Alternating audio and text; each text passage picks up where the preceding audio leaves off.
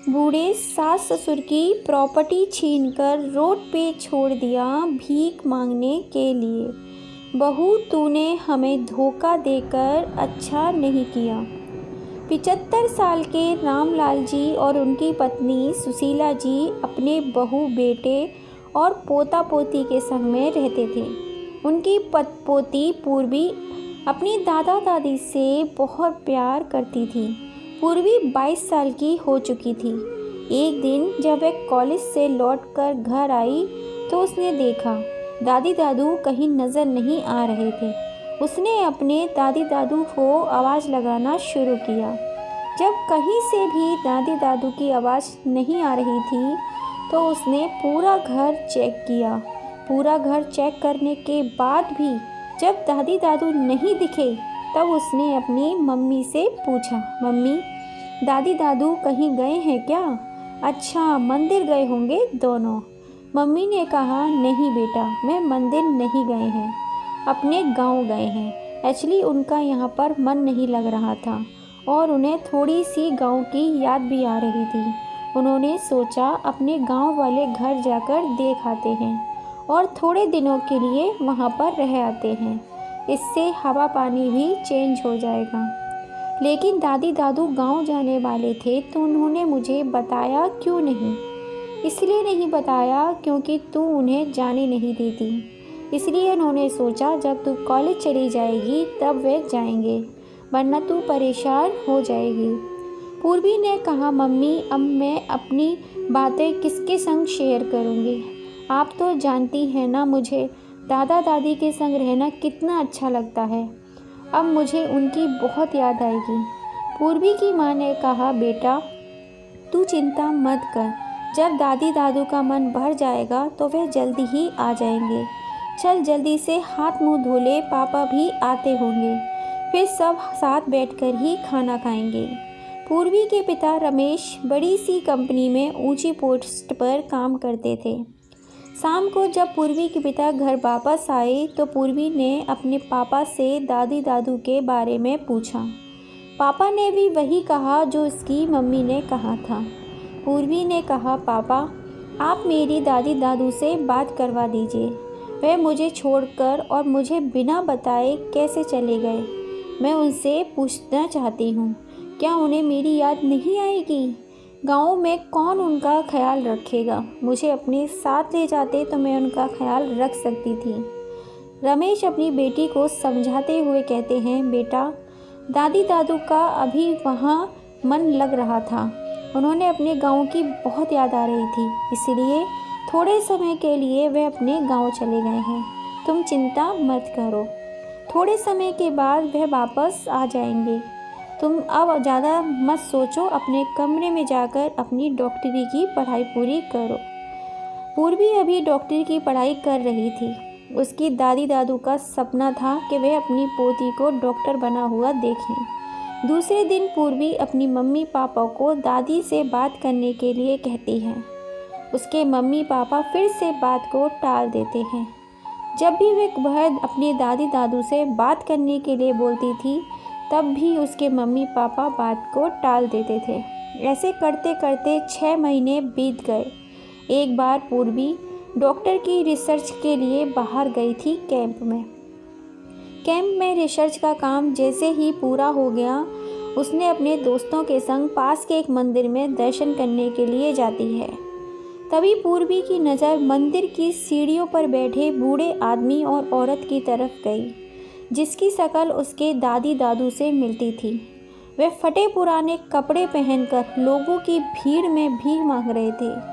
फिर पूर्वी ने सोचा, उसके दादी दादू इतने फटे हाल में क्यों होंगे?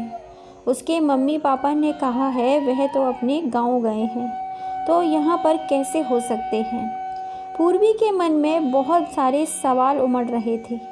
पूर्वी ने सोचा, कोई बात नहीं, एक बार पास जाकर देख लेती हूँ। डरते डरते पूर्वी उनके पास जाने लगी। पूर्वी को पास आते देख दादी दादू अचानक से अपनी पोती को अपने सामने देखकर मेरी बच्ची कहकर रोने लगे। दादी दादू की ऐसी हालत देखकर पूर्वी भी रो पड़ी। ना जाने कब से वे दोनों नहाए नहीं थे और कपड़ों से बहुत बदबू आ रही थी। पास में कुछ पुराना झूठा खाना भी पड़ा हुआ था, पता नहीं कब से उन्होंने इकट्ठा करके रखा हुआ था। भूखी प्यासी दादी की एक एक हड्डी दिख रही थी और दादू काफ़ी बीमार थे। दादू ने अपने कपकपाते हाथों से पूर्वी के आंसू पोंछे। पूर्वी अपने दादी दादू को ज़ोर से गले लगा लेती है। फिर उसने अपने दादी और दादू से पूछा, आप दोनों यहाँ पर कैसे आए? आप दोनों तो गांव गए हुए थे ना? दादी ने कहा, बेटा बस हमारी किस्मत ही ऐसी है, हमने ज़रूर कुछ बुरे कर्म किए होंगे, इसलिए उसका फल हमें मिल रहा है। पूर्वी ने कहा, चलो दोनों मेरे संग घर चलो। दादी दादू बोले, नहीं बेटा, अब हमारा कोई घर नहीं, ज़िंदगी में कुछ दिन ही बचे हैं, हम दोनों यहीं मंदिर में सीढ़ी पर गुजार लेंगे। पूर्वी ने कहा, दादी दादू आप दोनों लोग मेरे होते हुए मंदिर की सीढ़ियों पर भीख मांगकर खाओगे? कपकपाते होठों से दादू बोले, बेटा अब कोई और चारा भी तो नहीं है। पूर्वी ने अपनी दादी दादू का हाथ पकड़ा और कहा, मैं यहाँ आपको भीख मांगने नहीं दूंगी, आप दोनों मेरे साथ घर चलो। दादी दादू रुआसी होकर बोले, जब बहू बेटे ने ही हमें बुढ़ापे में भीख मांगने के लिए छोड़ दिया तो तू क्यों हमें नहीं छोड़ देती? यह कहते ही दादी दादू दोनों फूट फूट कर रोने लगे। पूर्वी अपने दादी दादू से पूछा, क्या पापा ने आपको यहाँ पर छोड़ा है? दादी अपने पल्लू से आंसू को पोंछते हुए बोली, यह सारी बातें छोड़, तू यह बता यहाँ पर कैसे आई, किसके साथ आई है और तेरी डॉक्टर की पढ़ाई कैसी चल रही है? पूर्वी अपनी दादी के सिर पर हाथ फेरते हुए पूछती है, पहले आप बताओ कि आप दोनों यहाँ पर कैसे आए? दादी प्लीज़ मुझे सच बताओ। दादू बताते हैं, उस दिन जब गौतम कॉलेज चली गई थी तब मीना बहू ने मुझसे कहा, माँ बाबूजी आप दोनों का पूरा बॉडी चेकअप करवा आते हैं। डॉक्टर के पास जाकर मीना बहू हमें डॉक्टर के यहाँ क्लिनिक पर बिठाकर बोली, बाबूजी माँ जी आप दोनों यहाँ पर बैठो, मैं अभी आती हूँ। सुबह से शाम हो गई पर मीना बहू नहीं आई। फिर हम दोनों वहाँ से निकलकर एक गार्डन में जाकर बैठ गए। 2 दिन तक वहीं उसी गार्डन में ही भूखे प्यासे तड़पते रहे। फिर तेरी जैसी एक लड़की अपनी माँ के साथ हरिद्वार दर्शन करने जा रही थी। उसने हमें खाना खिलाया, पानी पिलाया और उसने हमसे कहा, आप अपना एड्रेस दीजिए, मैं आप दोनों को आपके घर पर छोड़ देती हूँ। फिर हमने उससे कहा, हमारा कोई घर नहीं है, इसलिए उसने मुझे यहाँ हरिद्वार में एक मंदिर में छोड़ दिया। अब यही हमारा घर है। पूर्वी को अपनी दादी दादू की बातें सुनकर अपने मम्मी पापा के ऊपर बहुत ज़ोर से गुस्सा आ रहा था। उसके दादी दादू को रोड पर मरने के लिए छोड़ दिया था। पूर्वी फिर उनको अपने साथ अपनी एक दोस्त के यहाँ पर ले जाती है। दादी और दादू को वहाँ पर नहला धुलाकर नए कपड़े पहनने के लिए देती है। नए कपड़े पहनकर दादी दादू के आँखों में आंसू रुक नहीं रहे थे। रात हो चुकी थी। पूर्वी ने सोचा अब पापा घर आ चुके होंगे। वह दादी दादू को अपने संग घर ले जाती है और बाहर आंगन में बिठा देती है। घर पहुंचते ही मम्मी ने पूछा, कैसा रहा ट्रिप बेटा? पूर्वी कोई जवाब नहीं देती। फिर पापा बोले, बेटा मम्मी कुछ पूछ रही है, जवाब क्यों नहीं देती हो? पूर्वी ने गुस्से से कहा, क्यों दूँ मैं आपको उत्तर? कौन है आप दोनों मेरी? मम्मी पापा दोनों हैरान होकर पूर्वी से प्यार से पूछते हैं, क्या हुआ बेटा, तुम ऐसी बातें क्यों कर रही हो? किसी से लड़ाई हुई है क्या? पूर्वी फिर पूछती है, यह घर किसके नाम है? पूर्वी के पिता उस पर चिल्लाते हुए कहते हैं, क्या हो गया है तुम्हें? कैसी बहकी बहकी बातें कर रही हो? मम्मी पापा कहते हैं, बेटा यह सब कुछ तुम्हारे लिए ही तो है।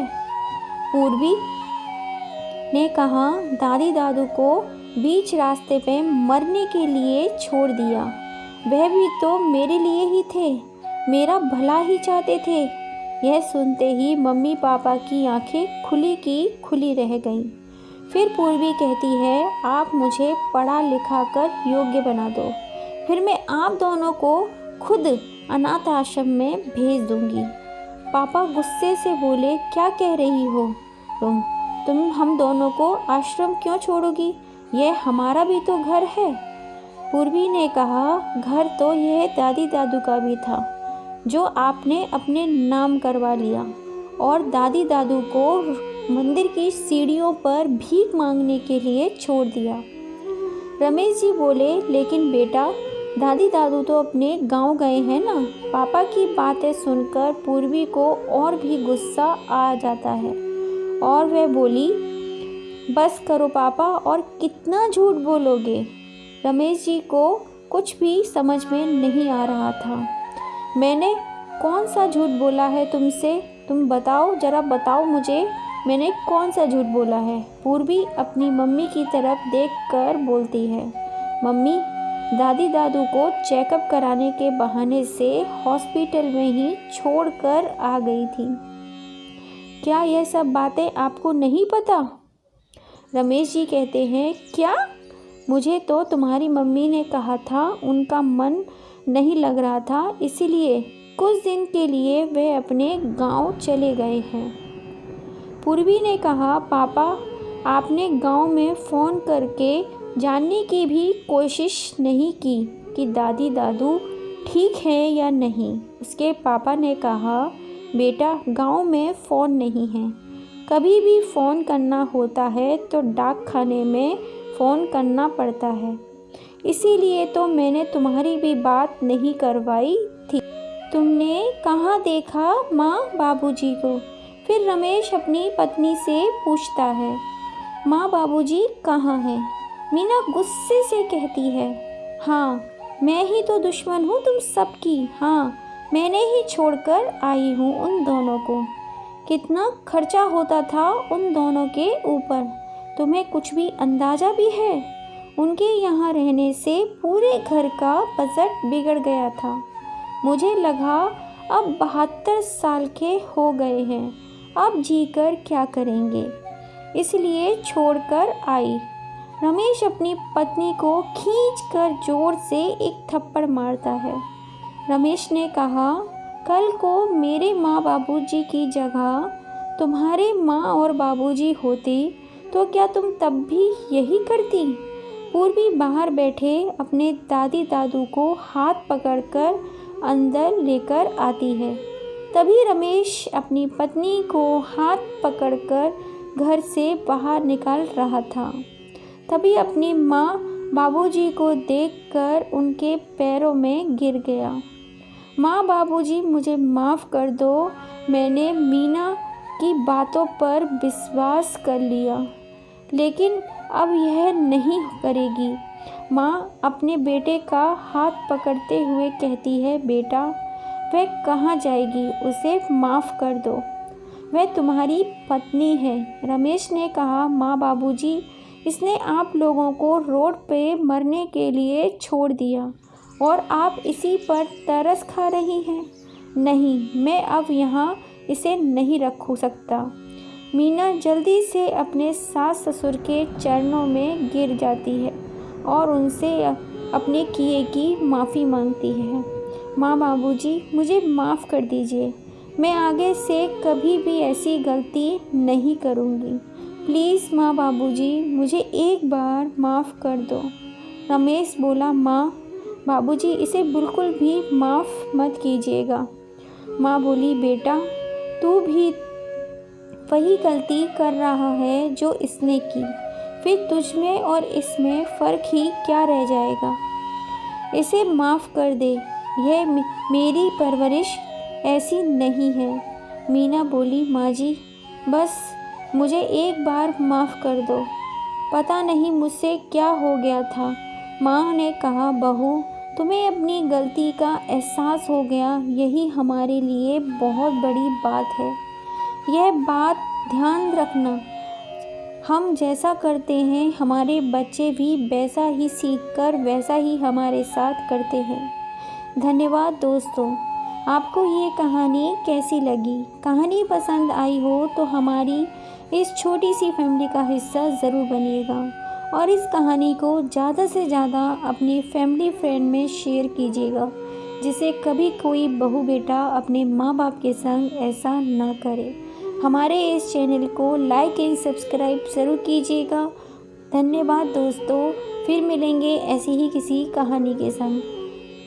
जय श्री राम। दिल से फिर से आपका धन्यवाद।